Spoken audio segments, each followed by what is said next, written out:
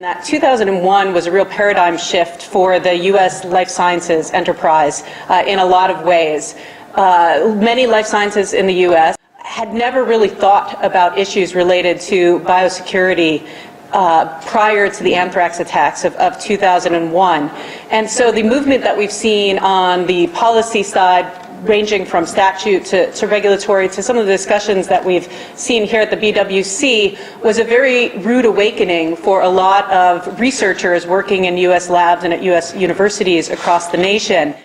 And we really wanted to focus on practical solutions, obstacles, and actions. So not just these kind of theoretical engagements on issues like dual-use research, but really talk about what does that mean on the ground for the scientist, for the research administrator, for the law enforcement official or the security agency. And we were starting with really a mutual premise, which hopefully all of our discussions over the past few days are starting from, that it's absolutely critical that science moves forward, that we want to support the advancement of science technology, yet at the same time it is important to everyone involved that research is conducted both safely and securely, and making sure that we're striking the right balance between these two premises.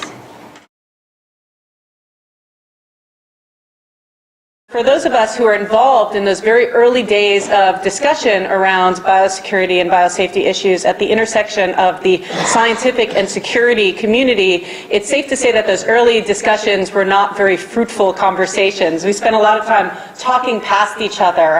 We spent a lot of time learning a whole new vocabulary.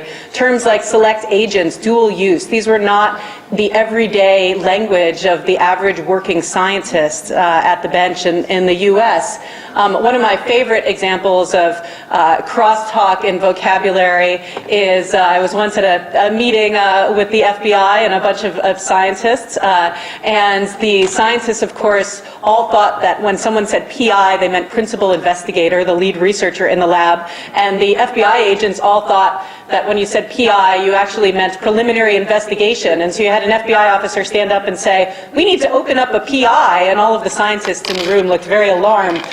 So there was this early language barrier even when trying to bridge some of these discussions between the scientific and security communities. That if you really want universities and scientists to dedicate their time to really focusing on the needs of biosecurity and biosafety, they need some sort of relief or streamlining from this whole array of regulations under which they struggle, and which sometimes are not terribly evidence-based.